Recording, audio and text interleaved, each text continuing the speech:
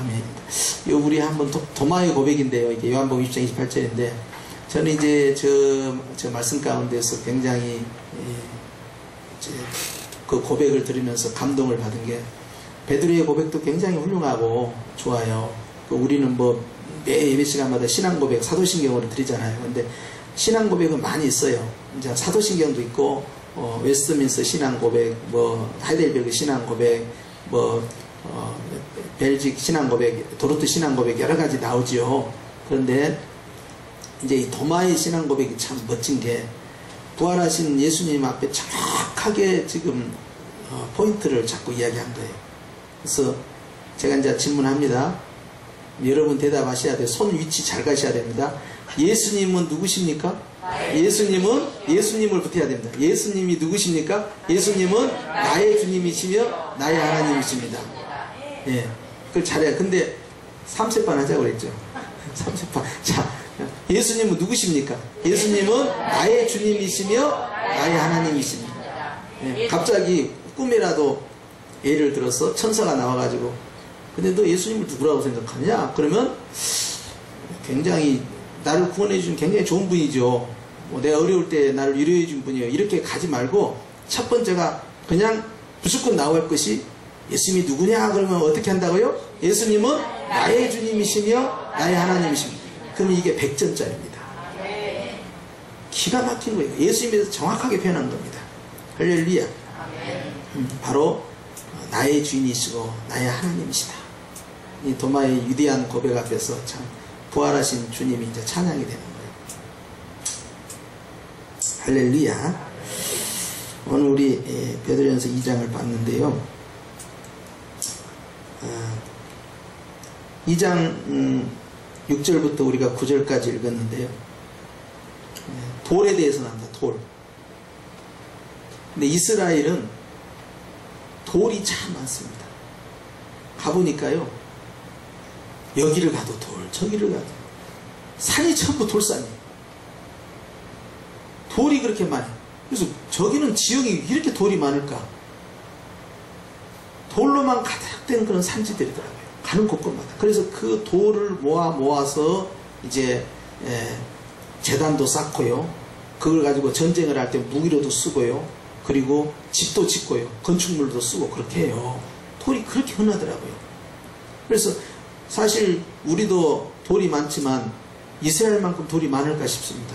그렇게 돌이 많이 쌓여있어요. 그런데 이제 건축을 하게 될 때 그 건축의 돌들을 요긴하게 쓰는 돌들이 있는데 그 돌 가운데 하나가 모퉁이 돌이라는 거예요. 근데 그 모퉁이 돌이 이제 그 건물 가운데 이제 핵심을 이뤄서 이제 꽃이 핀다 이 말이에요.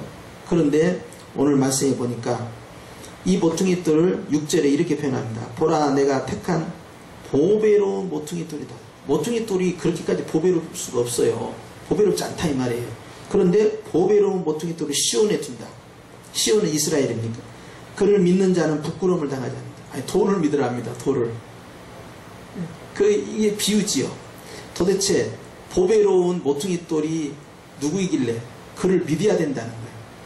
그럼 이스라엘에 있어서 믿어야 할 대상은 딱 한 분이에요.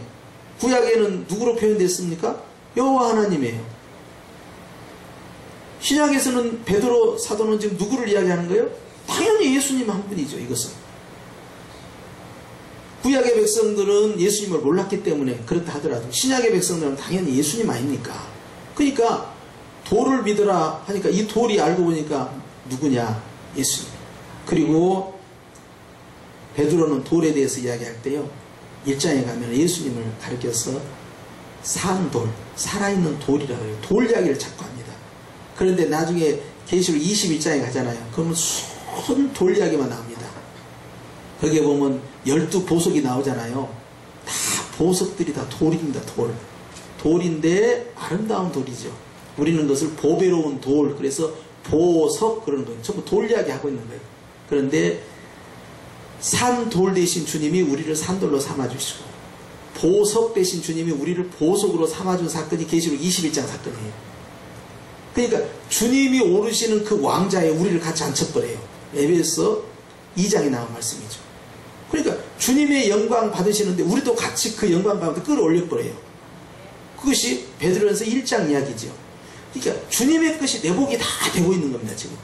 그래서 오늘 주님께서 보배로운 이 모퉁이 돌을 시온에 둔다, 이스라엘에 둔다. 우리도 신약으로 관점에서 보자면 이건 교회입니다. 교회에 두는데, 교회에 계신 예수님을 믿는 자는 뭐 하지 않는다? 부끄러움을 당하지 않는다. 부끄러움은 뭡니까? 수치와 모욕입니다.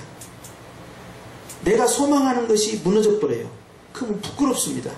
소망하는 것이 이루어집니다. 기쁩니다. 이게 부끄러움을 당하지 않는다는 것은 여러 다양한 의미가 있죠. 사람과의 관계 속에서 부끄러움 당하지 않고, 인생에 있어서도 부끄러움 당하지 않고, 주님께서 명예롭게 영광스럽게 끌어올린다는 거예요. 누구만 믿으면? 예수님만 믿으면. 이유는 아주 단순합니다. 우리는요, 복음이 복잡하지가 않아요. 우리는 철학적이면서도 대단히 단순합니다. 예수님을 믿는다는 이유 하나가요, 죽고 사는 걸 결정하고 성공과 실패를 결정하고요, 이기는 것과 지는 것을 결정집니다. 너무 단순해요. 어떤 사람은 뭐가 이렇게 쉽냐는 거예요. 이렇게 쉽도록 누가 만드셨어요? 예수님 만들어요. 옛날 같은 경우는 산에 올라가려면 얼마나 힘이 듭니까? 근데 지금은 케이블카 타고 가만히 서 있으면 구경하면서 쑥 그러는데 하나도 힘들지 않아요. 전에는 율법을 지켜가면서 거기까지 가려고 하니까 너무너무 힘이 드는 거예요. 마음에 죄책감도 들고, 그리고 사실 제대로 하지도 못합니다. 율법대로. 그런데 주님을 믿으니까 나는 흠이 많은 사람인데 흠 없으신 주님께서 대신 십자가를 짊어지고 나니까 그분을 믿는다는 이유 하나 때문에 흠이 있는 나를 흠이 없다라고 자꾸 하시는 거예요. 그러면서 심지어는 의인이다, 의인이다, 의롭다는 거예요. 옳다는 거예요. 내가 부정한 자인데 너는 부정하다고 하지 마라 하면서 주님께서 우리를 보배롭게 만들어버려요. 이유는 딱 하나죠. 내가 예수님을 믿는다는 이유 하나 때문에. 이야, 이렇게 복음이, 따라서 합시다, 단순해졌다, 쉬워졌다. 누구 때문에? 예수님 때문에. 왜 가만히 있는데 가버려. 그냥 가만히 있는데 나 같은 것이 무엇이 간대? 예수님 때문에 그런 거예요. 실은 우리는 주님 앞에서 할 게 뭐냐? 그러니 내가 할 것은 감사뿐이다 하는 거예요. 감사할 것밖에 없어요. 하나님의 은혜로 이 쓸데없는 자 왜 구속하여 주는지 알 수가 없어요. 왜? 은혜가 너무 크니까. 내가 할 것은 뭐다? 감사할 것밖에 없다. 그 은혜로 인하여 믿음으로 말미암아 구원을 얻었다. 이는 아무 육체도 자랑하지 못하게 하기 위함이다. 아무도 자랑하지 말아야 합니다. 그리고 누구에게만 영광입니까? 하나님께만 영광 돌리라. 내가 내 자신을 보배로 볼 수는 없어요. 그런데 주님은 나를 보배로 본다는 거죠. 왜냐? 주님이 보배니까. 그러니까 보배이신 주님은 다 보배로만 보이는가 봐. 보배 눈에는 다 보배로만 보이나.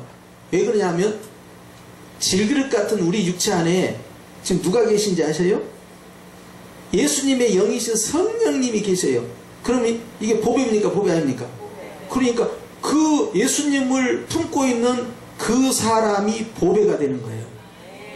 잘났든 못났든 연세가 많든 연세가 적든 젊든 늙든 상관이 없어요. 또 장애가 있든 없든 상관이 없어요. 그 안에 누가 계신다고? 예수님이 계신다고. 즉 예수님의 영이신 성령님이 계신다. 이 한 가지 때문에 너는 보배다. 보배를 품고 있는 너는 보배다. 주님이 이렇게 말씀합니다. 그러니 주님이 나를 이와 같이 여겨주시니 주님이 부끄러움을 당하지 않는다. 궁극적인 부끄러움은 나중에 주님의 보좌 앞에 섰을 때 너 누구냐? 나도 너 모른다. 이게 제일 부끄러운 겁니다. 그럼 다 저리 가야 되는 거예요. 왼쪽으로 가라. 그런데 이쪽에 있는 양들은 내가 다 안다. 내 양들이다. 오른쪽에 서 있는 내 양들 다 이리 와라. 그런데 너는 이쪽이 아니고 이쪽이야. 이래버리면 이제 난리가 나는 거예요. 그것이 마지막 부끄러움이잖아요. 최종적 부끄러움. 그런데 예수님 믿는 순간부터 주님께서요, 우리가 수치를 당하지 않도록, 우리가 부끄러움을 당하지 않도록 우리의 삶 가운데 주님이 계속해서 개입하신다는 사실 아닙니까? 할렐루야. 여러분, 그것이 감사하는 거예요. 그래서 오늘 주님께서 말씀하시기를 7절에 이렇게 말씀합니다. 시작. 믿는 너희에게는 보배이나 믿지 않는 자들에게는 건축자들의 버린 그 돌이 모퉁이의 머릿돌이 되고 그랬어요. 믿는 자들에게만 보배가 됩니다. 예수님이 보배로 보이는 사람은 내가 보배가 돼버립니다. 그런데 예수님이 보배로 여기지 않고 그냥 2000년 전에 이스라엘에서 태어난 어떤 한 젊은이 그냥 좀 좋은 일 하다가 간 4대 성인 가운데 한 분, 뭐 이 정도로 생각하면은 내가 보배가 될 수가 없는 거예요. 하나님은 예수님이 누구냐? 그러면 예수님은 나의 주님이시며 나의 하나님이십니다 라고 말하는 그 사람이 너는 보배다라고 이야기했어요. 예수님을 어떻게 보느냐에 따라서 내 신분이 바뀌어버립니다. 내 축복이 바뀌어버립니다. 내 위치가 바뀌어버립니다. 그만큼 예수님은 우리에게 있어서 절대 가치다. 할렐루야. 그러면서 주님께서 믿지 않는 사람들은 건축자가 건축하다가 우리 뭐 벽돌 같은 것도 그런 거 있잖아요. 빨간 벽돌이든 세멘 벽돌이든 끌어올리다가 보면 이제 조적을 한다고 하잖아요. 그래가지고는 뭐 조적을 이렇게 하다가 뭐 모서리가 튀어나오면 툭 잘라가지고 말입니다. 이제 그거 이제 버립니다. 버려. 예, 버려버려요. 그럼 뭐 아무 뭐 저희가 없어요. 뭐 그 가치 있게 생각합니다. 다 이제 그 폐기물 처리가 되는 거예요. 그런데 주님께서는 그렇게 안 보겠다는 거예요.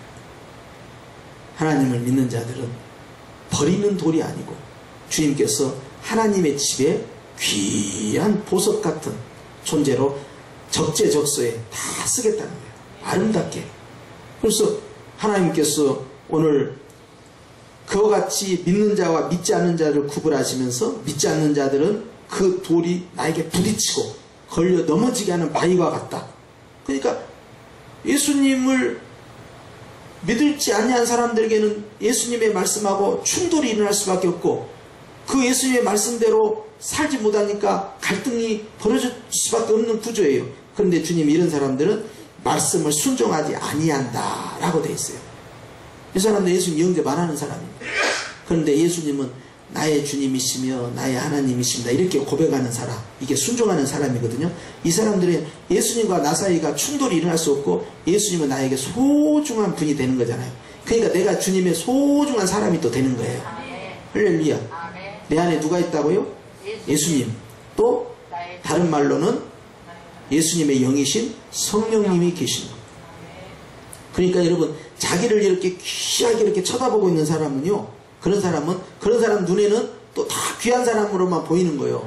예수님은 우리를 귀하게 보듯이요, 우리도 이제 여기서 옆에 있는 사람이 외모로 판단하지 않고 저 사람이 장애를 갖고 있든 저 사람이 돈벌이가 시원치 않든 저 사람이 직장이나 출신 학교가 좀 미약하든 왜 그런 거 신경 쓰지 않고 이야 예수님이 엄청 사랑하는 분이네, 이야 이 사람이 예수님을 이렇게 또 사랑하네, 귀하게 보는 거예요.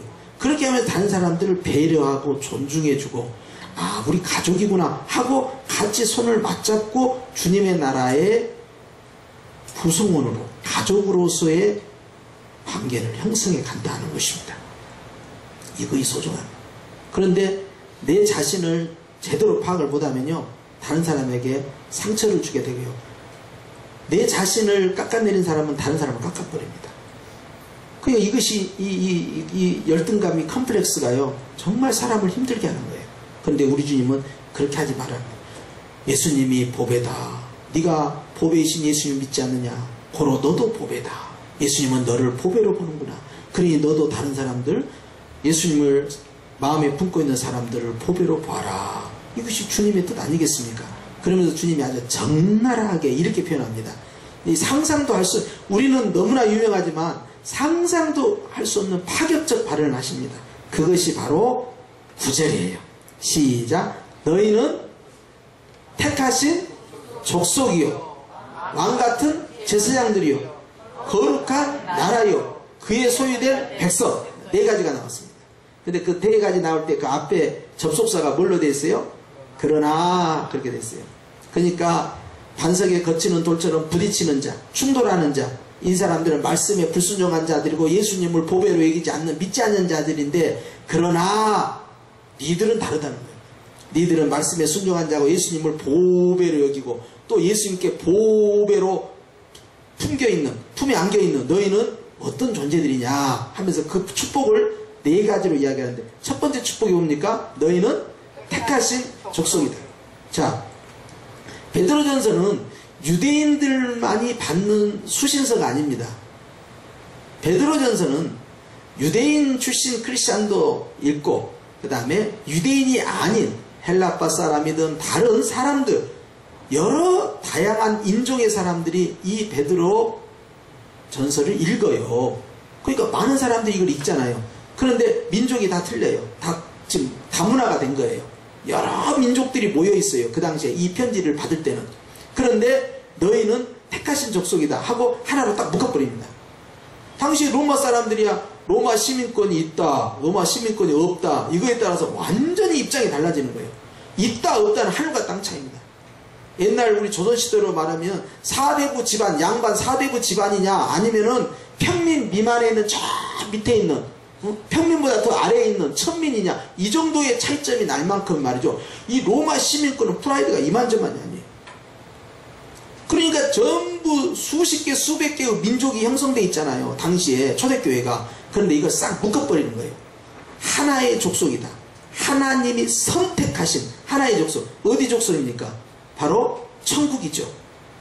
너희는 바로 천국에 속한 하나의 민족, 너희야말로 진정한 영적 이스라엘이다. 그것을 강조하는. 그러면서 우리는 혈통도 틀리고 서로 나라도 틀리고 방언도 쓰는 외국어도 틀리고 다 우리는 각각인데 아무 의미가 없다 이 말. 다양한 민족들이 전부 주님께서는 하나의 족속, 하나의 민족이라고 딱 한 거예요. 그리고 제가 이제 월드컵 같은 거 할 때 이제 특히 한일 경기 할 때 있잖아요. 그러면 저도 모르게 말이죠. 일본은 이겨야 돼. 다 저도 일본만큼은 이겨야 돼. 저도 모르게 막 그런 마음이 밑에서 꼼틀꼼틀 올라와요. 그리고 이제 뭐 독도가 또 자기네 땅이라 한다는 둥, 뭐 위안부 문제 갖고 엉뚱한 소리 한다는데 그러면은 이제 속에서 꿈틀꿈틀 올라와요. 그런데 딱 뭐 한일 축구가 있다, 월드컵이 있다. 그러면 이거 반드시 이겨야 돼. 막 이렇게 생기는 거예요. 그러다가 목사가 이러면 되나? 거기 선교사님들 많이 가셨는데 그 영혼 구원하려고 얼마나 애쓰고 힘쓰고 사랑을 붓고 있는데 내가 도와주지는 못할 망정 내가 저렇게까지 마음 먹으면 안 되지. 그렇게 하면 마음을 돌이키는 거예요. 그래, 그냥 스포츠는 스포츠이니까 그냥 잘한 사람 이겨라. 그냥 그러다가 이왕이면 우리가 이겨라. 또 이런 마음이 또 오는 거예요. 그만큼 우리는 이제 상처를 받았으니까. 아니 우리는 중국한테 상처를 많이 받았어요. 중국 땅으로부터요 엄청나게 많은 공격을 받았습니다. 사만 시대부터 시작해가지고 말입니다. 공격을 많이 받았어요. 그런데 우리는 생각에 그래도 큰 나라니까 작은 나라 업수인 여기고 공격했는갑다 그러는데 일본은 항상 우리보다 저 밑에였거든. 그런데 그냥 100년 전에 그냥 확 그냥 우리를 그냥 잡아버리니까 이게 이쪽에서 그냥 이제 자존심을 상하면서 부하가 딱 올라오는 거예요. 축구는 이겨야 되는데 지면 안 되는데 이게 올라와. 그런데 주님은 민족 감정을 뛰어넘습니다. 로마인이든 핍박하는 로마인, 지배를 받고 있는 작은 약소 민족이든 간에 민족을 다 메꿔드기는 하나님의 선택하신 민족, 즉 영적, 천국에 속한 영적 이스라엘, 천국 민족이다. 하나로 딱 묶어버린 거예요. 누구 때문에? 단지 예수님을 내가 믿는다는 이유 하나 때문에 얼굴도 달라, 피부도 달라, 언어도 틀려, 문화도 틀려, 국가도 틀려. 그러지만은 우리는 하나 이렇게 가는 거예요. 이제 왜냐면 천국에 가면 우리 다 같이 살아야 되거든. 아이고 내가 저 인간하고 꼴보기 싫은데 내가 거 가서 또 얼굴도 보고 사나. 천국이 넓을 테니까 안 보고 살아야지. 그래봐야 소용없어요. 그런 거 통하지도 않아요. 그러니까 주님께서는 자꾸 말씀하시는 거예요. 야, 천국에서 다 하나인 것처럼 이 땅에서 사는 백성들은 예수님을 믿으면 그 사람을 뭐라고 부른지 아세요? 따라서 합시다. 형제님, 자매님. 왜 이렇게 불러요? 지금 뭐 하는 거예요? 가족이요, 가족. 형제, 자매라는 거예요. 집안 식구들 이야기하는 거예요. 집안 식구들.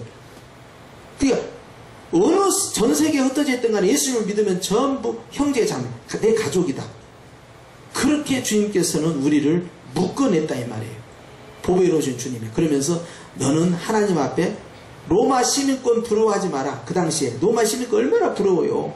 지금도 막 미국 시민권 받으려고 굉장히 사람들이 많이 가잖아요. 그런데 그것보다 100배 1000배 그 당시에는 로마 시민권이 최고입니다. 지배계급이고 세계 최대의 강국 아닙니까?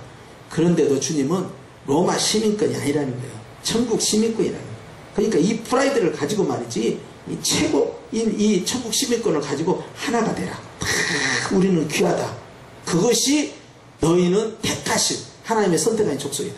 유대인들은요, 우리가 선택받았다, 우리가 최고다, 항상 이렇게 했거든요. 나머지는 다 오랑캐야, 다 이방이냐.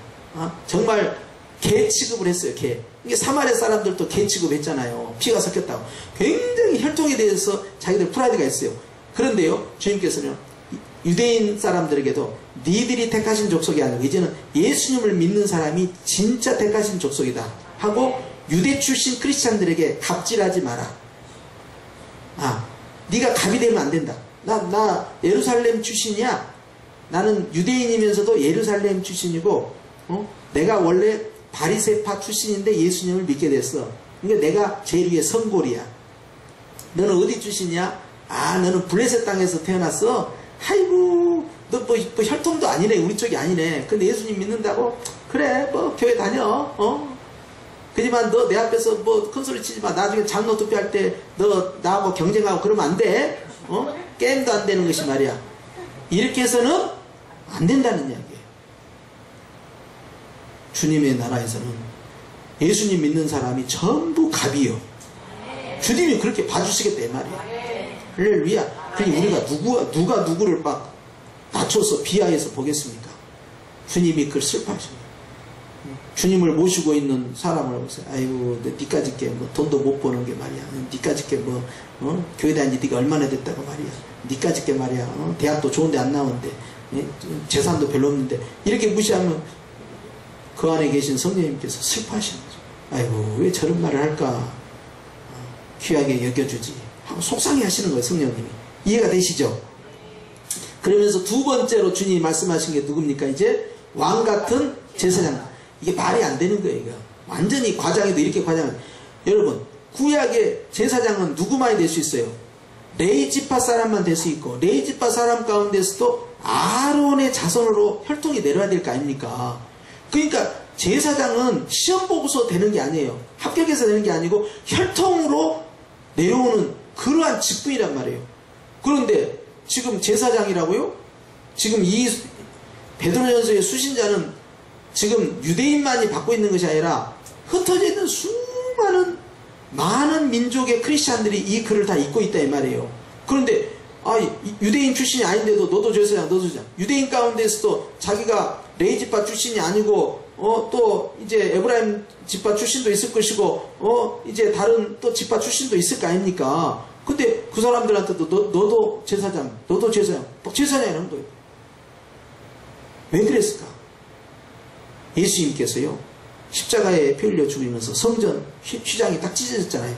그러면서 이제는 예수님을 믿는 사람은 예수님 피를 의지해서 아버지의 보좌 앞에 직접 갈 수 있는 제사장의 영적 권위와 권세가 예수님 믿는 사람에게 부어져 버린 거예요. 그러니까 이제는 대제사장에 들어갈 수 있는 지성소까지 이제는 대제사장이신 예수님의 이름으로 들어가는 겁니다. 그래서 그 하나님을 호칭을 딱 바꿔본 거예요. 호칭은 뭐라고 하냐? 하나님 아버지 이렇게 해버린 거예요. 신분도 바뀌어진 거예요. 하나님을 누가 감히 아버지라고 부르냐고요. 대제사장들도 구약의 대제사장도 그런 호칭을 쓸 수가 없어요.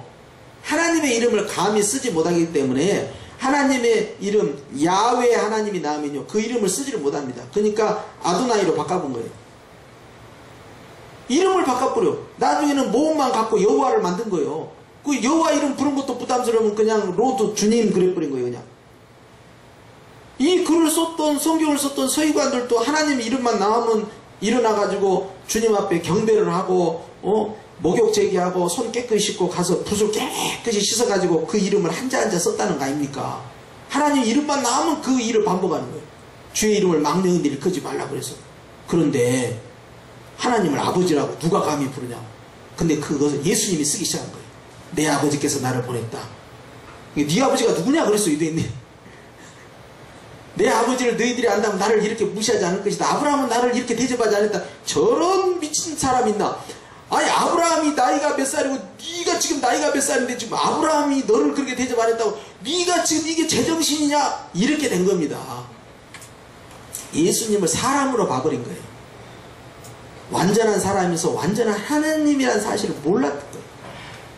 그러니까 예수님이 누군지를 모르는 상황에서 예수님이 말씀한 걸 오해를 해버린 거예요. 그런데 예수님께서 십자가에 풀려 주심을 우리가 제사장이 됐다는 사실을 받아들이겠습니까? 제사장은 정말 아무도 못 된다고 생각하는데, 근데 주님은 우리 한 사람 한 사람이 다 제사장. 그래서 우리가 교회와 가정에서 기도의 제사장, 또 사도 바울은 복음을 전파하니까 복음의 제사장. 아멘 하십시오. 아멘. 네, 우리를 다 제사장으로 센 거예요. 그건 뭐냐? 그 이스라엘 백성들의 죄의짐을 등에 지고 성소에 들어가는 제사장처럼요, 사명 아닙니까? 사명. 예수님께서 이제는 우리를 제사장으로 삼았으니 우리가 무거운 짐, 기도의 문제 가지고 주 앞에 기도하는 기도의 제사장 되고, 복음을 전파하는 사명을 짊어지고 복음을 전파하는 제사장 된다 이 말이에요. 주님이 우리께 하면서 앞에다가 왕 같은 제사장 이렇게 붙여버려요. 제사장은 또 많은 제사장들이 있고 그 위에 수장이 대제사장인데 왕 같은 제사장. 제사장하고 왕하고 합친 겁니다. 제사장하고 왕하고 합쳤다는 것은요, 사무엘 시대, 사무엘까지 했어요. 이 왕권이 있었고요, 이게 사사권입니다. 사사, 마지막 사사죠.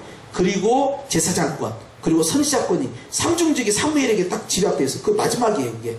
그 다음부터는 이게 딱 이제 분권 정치가 되는 거예요. 왕은 왕대로 가고, 제사장은 제사장대로 가고, 선지자는 선지자로 가고 하는 것이 사무엘 이후부터 그렇게 된 거예요. 왕은 얼마나 큽니까? 왕 그러면 그 사람들은 다윗만 생각해요. 다윗. 그런데 왕권을 가지고 있는 제사장? 이야, 상상도 안 가는 이야기예요. 유대인들 입장에서는 이게 정말 말도 안 되는 이야기죠. 그런데 누구 때문에 이렇게 됐다고요? 예수님을 믿는다는 이유 하나 때문에 아무것도 아닌 이스라엘 출신도 아닌 대한민국 사람인 나에게 주님께서 이스라엘 사람들 네 지파, 아론의 지파에서만 아론 자손들만 할 수 있는 제사장을 내가 그 위치에 섰다는 것이고, 심지어는 그 사람들이 부러워할 만한 왕 같은 제사장으로 주님 나를 세웠다? 상상도 못할 일이에요. 주님은 우리를 아주 극찬을 하고 있어요. 나 같은 것이 무엇이길래? 나는 이방인인데. 예수님을 믿는다는 이유 하나 때문에. 할렐루야. 이렇게 좋을 수가 없다니까. 세 번째는 뭡니까? 거룩한 나라가 있어요. 여러분, 나라 그러면 꼭 3요소가 있어요. 우리가 교과서에 볼 때는. 나라가 있으면 첫째 땅이 있어야죠. 땅. 그 다음에 땅이 있으면 땅에 누가 삽니까? 백성이 살아야 돼요. 백성이. 이게 백성 숫자가 많을수록 유리합니다. 그 다음에 그 나라와 땅이 있어도 국가로서의 힘이 있어야 되잖아요. 이게 주권이라고 합니다. 기본적으로 이런 것들은 돌아가줘야 돼요. 시스템이. 자, 우리 땅은 눈에 보입니까? 안 보입니까? 우리 땅은 안 보입니다. 우리 땅은 마음에 있고요. 우리 땅은 저 천국에 있고요. 우리 땅은 유형의 땅이 아니고 무형의 땅이네요. 그렇죠? 자, 그러면 백성은 누굽니까? 백성은 예수님을 믿고 있는 성도가 하나님의 백성이에요. 모여있는 거 가지고 전 세계에 다 흩어져 있네, 또 이거. 그 다음에 주권은 뭐예요? 주권은 국가로서의 국가 권력의 주권을 가지고 외교권도 행사하고 내치도 행사를 해야 되잖아요. 근데 우리의 주권은 어디 있느냐? 머리이신 예수님이네. 예수님이 우리를 다스리시는 거예요. 예수님이 우리의 주인이시고 우리의 왕이시다 이 말이에요. 그러니까 자, 우리는 알고 보니까 그냥 나라를 구성하는 하나의 일개 백성인 줄 알았는데, 주님께서는 너는 백성이면서 또한 나라다. 너는 그 건물을 만들어가는 하나의 재료, 벽돌이면서 네 자체가 성전이다. 굉장히 파격적이라니까요. 유대인들 입장에서 상상도 못할 이야기를 막 하시는 거예요. 이럴 수가 있냐 이 말이에요. 주님이 이 복을 이방인들에게 확 풀어버린 겁니다. 그러니까 이것은 유대인들도 감당할 수 없는 축복인데 그걸 이방인들에게 풀어버렸으니 기가 막힌 사건이에요. 그러면서 주님께서 나라도 그냥 나라도 아닙니다. 앞에다가 수식어를 뭐라고 썼어요? 거룩한 나라. 거룩한이라는 용어는요, 사람에게 쓰면 안 되는 거예요. 그것은 하나님 앞에 써야 되고요. 그래서 하나님은 거룩하다, 거룩하다, 거룩하다. 이사야서에 그렇게 돼 있잖아요. 그리고 하나님으로부터 기름 부음을 받은 자, 그 사람이 거룩해지는 것이고, 그래서 기름을 부었다든지 왕이나 제사장이나 선지자죠. 그리고 이제 속죄의 피가 쫙 뿌리면 정결하게 됩니다. 정결과 거룩은 아무에게나 쓰면 안 돼요. 피에 속죄가 있어야 되고 거룩한 기름이 발라져야 돼요. 그런데 성령님이 오시고 나니까요, 성령님께서요, 예수님의 보혈을 통하여 우리를 깨끗하게도 하시고 거룩하게도 하시고, 그러면서 너는 걸어다니는 나라, 거룩한 나라다. 내가 하나님의 나라의 구성원이면서 내가 나라요. 내가 하나님의 교회의 어떤 한 파트를 맡고 있는 어떤 사명자이면서 내 자신이 또 교회라는 거예요. 그러니까 여러분은 다 각자의 심령의 그 나라, 성전을 지켜야 할 각자의 왕 같은 제사장입니까? 아닙니까? 제사장의 사명이에요. 교회에서는 장로, 권사, 집사, 권찰 여러 가지 직분으로 역할을 하지만 영적으로는 또 나는 하나님 앞에 왕 같은 제사장으로서의 심령 관리를 잘 해야 된다는 이야기. 그러니까 아무거나 생각해서는 안 되고, 거룩한 사람이니까 아무거나 막 말해서도 안 되고, 거룩한 사람이니까 아무렇게 행동해서도 안 되고, 거룩한 사람이니까 그것도 왕처럼 제사장처럼 그런 존재니까 여러분 품격 있는 삶을 살아야 된다는 거예요. 할렐루야. 네 번째는 뭡니까? 주님께서 그의 소유된 백성 그랬어요. 자기가 누구에게 속해 있느냐는 거예요. 가이사에게 속해 있다. 그러면 로마 시민권자야. 우리는 우리 국가의 어떤 왕에게 속해 있다. 그 당시 왕정 정치는요, 그 나라가 왕의 것이고 그 백성이 왕의 것입니다. 그러니까 철저히 왕권 정치예요. 이 백성들을 위한 민권 정치가 아니었어요. 그게 왕이 모든 걸 다 행사할 수가 있어요. 그런데 주님께서 우리에게 알기 쉽게 말씀한 거예요. 너는 누구에게 소유되었냐? 예수님에게 소유가 되었다. 예수님께 속한 백성이니 너는 네 자신이, 우리는 일제 36년 동안 나라 없이 다녔습니다. 백범 선생님은 그랬다는 거예요. 백범 김구 선생님은 하나님이 나에게 물어주신다면 첫째도 대한민국 독립이요, 둘째도 대한민국 독립이요, 셋째도 대한민국의 자주적 독립입니다 라고 나는 말하겠다 할 정도로 서러움 속에서 상해 임시정부를 이끌어가면서 그냥 정말 그 몇 명, 한 10명 데리고 다니면서 그걸 정부라고 데리고 다니고 쫓겨다니고 새방살이하고 영업방에 살고 숨어다니고 이렇게 산 거예요. 임시정부가 그렇게 외로운 길을 걸었어요. 그러니 얼마나 서럽겠어요. 그냥 우리는 언제나 해방되나. 그러고 나서 해방이 됐네요. 나라를 가졌다는 것이 그렇게 기뻐하고 대한 독립 만세 해버린 거예요. 그런데 하나님께서는요, 우리는 나라가 없는 백성이 아니고 우린 나라가 있는 백성인데 바로 예수님이라는 그 나라의 백성이다. 주님이 나를 소유했다. 소유했다는 것은 책임지겠다는 것이다. 소유했다 그 말은 내가 내 백성을 책임지겠다. 북한에 미국 시민권 가진 사람이 거기 가가지고 강제 억류가 돼가지고 못 나오고 그러면은 미국이 어떻게 나옵니까? 대통령 출신을 특사로 보내갖고 끌고 와본다니까요. 우리 같으면 그렇게 못해요. 우리는 많은 사람이 가도 성명서나 내고 좋게 하자고 달래기나 하고 그러잖아요. 근데 거기는요, 온갖 압력을 집어넣고 나중에는 전직 대통령이 비행 있다고 가가지고 달라고 그런 거예요. 빨리 내놔라. 우리 시민권자. 그 사람이 근데 백인도 아니요. 아시아권 사람일 수도 있고 남미계 출신일 수도 있고 그러잖아요. 아프리카계 출신일 수도 있고. 그런데 시민권자니까 책임을 지는 거예요. 자기 나라 백성. 그런데 우리 예수님은요, 1000배 만배 그렇게 챙깁니다. 책임져 버려요. 그냥 한 마리의 양도 뭐하지 않겠다? 잃어버리지 않겠다 그랬어요. 우리 주님이 그런 주님입니다. 그러니 마귀는 우리를 지옥으로 끌고 갈 수가 없어. 그러나 이 땅에 사는 동안에 지옥 같은 그런 맛을 우리에게 고통을 안겨줄 수는 있어요. 괴롭혀 우리를. 그러면서 기쁨을 뺏어가버려. 행복을 뺏어가버려. 감사를 뺏어가버려. 그리고 우리를 막 불평하게 만들고 원망하게 만들고 막 죄짓게 만들고 불순종하게 만들고 막 시험을 해갖고 넘어뜨리려고 하고 우리를 괴롭게 만들어요. 그러나 아셔야 됩니다. 따라서 그럼에도 불구하고 주님은 나와 함께 하신다. 하나님은 나를 포기하지 않습니다. 나는 주님을 포기할 때가 있어요. 먹고 사는 것이 급해갖고. 그러나 주님은 나를 절대 놓지 않습니다. 단 하나도 아버지가 나에게 맡긴 양을 내가 잃어버리지 않겠다. 그러니까 99마리 양 놔두고 찾아간다니까요. 우리 같으면 가요 안 가요? 아유 말 안 듣는 거. 저거 지난번에 늑대밥 내버려뒀더라. 왜냐하면 가다가는 99마리가 뭔 일 생길지 모르니까 이 99마리 더 챙겨야 된다. 이렇게 안 하는 거예요. 심지어는 주님이 그거 했잖아요. 의인 99명으로 인하여 기뻐하시는 것보다 한 사람이 회개하고 돌아오면 그 기쁨이 더 크다는 거예요. 아버지. 주님은요 잃어버린 한 사람 한 사람을요 너무너무 소중히 봐요. 우리도 이제 그런 마음을 가져야 돼요. 우리도 나중에 우리가 이제 막 500명 1000명 이렇게 붕 될 거거든요.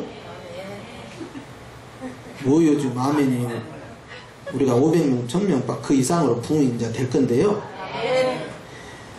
숫자가 많다고 아이고 저런 것은 우리 교회 안 나와야 되죠. 교회에 일생에 도움이 안 되죠. 에휴 민폐만 끼치고 말이야. 응? 문제만 일으키고. 따라서 합시다. 그러지 말자.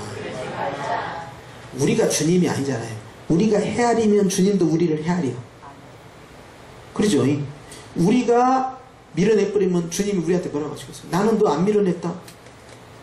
그러니까 우리의 영역이 아닌 걸 우리가 자꾸 침범하면 안 돼요. 그렇죠? 무슨 말이냐? 생명을 귀하게 여기고 성도를 소중히 여기라는 거예요. 그러니까 그냥 우리가 숫자 많고 나중에 그냥 교회가 바글바글 그래갖고 교회가 앉을 자리가 없어서 막 집중이 할 정도로 막 그렇게 뭐예요 지금? 아멘이죠? 막 이렇게 바글바글 하는데도 아유 안 나와도 괜찮아. 나올라면 나오고 말라면 네 맘대로. 에이 참말로 그런 말을 해서는 하지 마라. 주님이 슬퍼하실까 두렵다 이 말이에요. 할렐루야. 내 생각이 주님 생각하고 틀리다 이 말이에요. 그래서 주님이 마지막에 너는 내 소유된 것을 내가 책임지겠다 이 말이에요. 할렐루야. 미국 대통령보다 우리 예수님이 최고라니까요. 끝까지 책임져요. 그 비행기 타고 날아갔잖아요. 우리 주님 직접 가버려 그냥. 직접 가고 직접 데려가고. 할렐루야. 우리가 그런 사람이요. 왜 그렇게 됐냐? 예수님 때문에 이렇게 됐냐? 그러니 감사하지 않을 수가 있습니까 여러분? 그래서 오늘 또 내 자신을 봐서는 내가 천국 갈 자격이 뭐 있겠습니까? 근데 내 안에 계신 주님을 보니까 나는 이분 때문에 나는 주님의 나라의 백성이 되고 왕같은 제사장이 되고 소유된 주님께서 책임지시는 그러한 주님의 귀한 보석이 된 거예요. 할렐루야. 그런 사람은 이제 주님과 함께 연합이 잘 돼서 기도도 잘 되고 예배도 잘 되고 찬양도 다 상달되고 막 그런 거예요. 행복이죠. 마음이 기쁘니까. 행복은 딴 데서 오는 게 아닙니다. 행복은 따라잡죠. 행복은 기뻐할 때 행복이다. 예. 그러니까 행복은 다른 게 행복이 아니에요. 내가 기뻐하고 있으면 그때가 행복한 거예요. 그러니까 기쁨 충만 그 말은 행복 충만 그 말입니다. 마귀가 이걸 뺏어가려고 생각하게 만들고 근심을 갖다 놓고 불행한 막 안 좋은 생각도 막 넣고 그러니까 마귀는 우리를 막 지옥처럼 그렇게 살게 하려고 하는 절대 우리가 속으면 안 되죠. 저 녀석한테. 저 녀석 전에도 말이지. 욥하고 싸워갖고 KO패 당했거든. 그래가지고 욥이 그냥 감사하니까 그냥 한 방 먹고 그냥 훅 그냥 떨어져 나갔단 말이에요. 우리가 그걸 다 봤거든. 저 녀석 약점이 감사거나 다른 그 미사일 쏠 필요도 없어요. 감사 한 발 팍 쏴버리면 이 마귀의 우두머리인 사단이 팍 쓸어 나가버려요. 아니 우리가 약점을 다 알고 있거든. 근데 우리가 왜 속아? 그러니까 내게 복이 와도 감사, 내게 화가 와도 감사, 나에게 많은 돈을 주셔도 감사. 내 돈이 그냥 부도가 나고 사기를 당했네. 따라잡자. 요때 잘하자. 요때가 이제 테스트 받는 거야. 너 오다가 지갑에 100만원 넣어놓은 거 그거 버스에서 내려다가 지갑이 없어져 버렸어. 그리고 오늘 수협에 참석했네. 자, 마음은 다 어디가 있어? 그거 어떻게 찾을 수 없을까? 아니 제가 그런다고 제가. 여러분은 안 그러지. 내가 예배가 되었어요. 지금 심령이. 따라서 합시다. 그때 잘해야 된다. 그때 참고 주님 감사합니다 하면은 주님이 그거 보시고 아이고 점수 땄네 이쁜 짓 됐구나 하고 하나님께서 기뻐하신다 이거예요.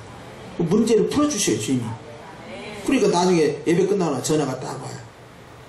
아무 계시지요? 지갑 습득했어요? 경찰 지구대로 오세요? 이렇게 아멘 하는 거예요. 이렇게 이제 풀려간다 이 말이에요. 그리 아니하실지라도 어찌한다? 시험이 올 때 테스트 받는다. 이때 감사를 할 거냐 말 거냐 결정해. 마귀가 옆에서 이렇게 따라고 있어요.